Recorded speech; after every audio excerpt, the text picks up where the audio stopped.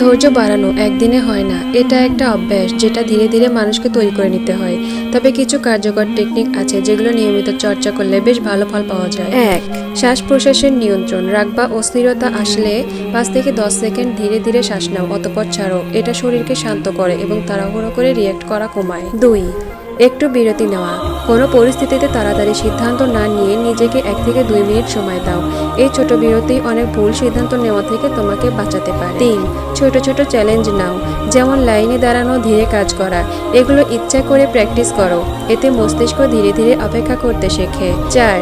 দৃষ্টিভঙ্গি বদলাও। যখন কোনো কিছু দেরি হচ্ছে, ভাবো এটা আমার নিয়ন্ত্রণে না, আমি শুধু নিজের প্রতিক্রিয়া নিয়ন্ত্রণ করতে পারি। এই চিন্তাটা অনেক সাহায্য করে ধৈর্য ধরার ক্ষেত্রে। 5. মেডিটেশন বা মনোযোগের চর্চা।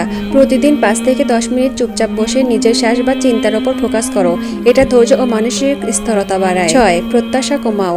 সবকিছু দ্রুত বা পারফেক্ট হবে, এই আশা কমালে হতাশা কমে, ফলে ধৈর্য বাড়ে। 7. নিজের ট্রিগার চিনে রাখো।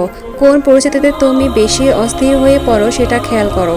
আগে থেকেই বুঝতে পারলে সেই পরিস্থিতিতে নিজেকে নিয়ন্ত্রণ করা সহজ হয়। ধৈর্য মানে শুধু অপেক্ষা করা না, বরং অপেক্ষার সময় নিজের মনকে শান্ত রাখা।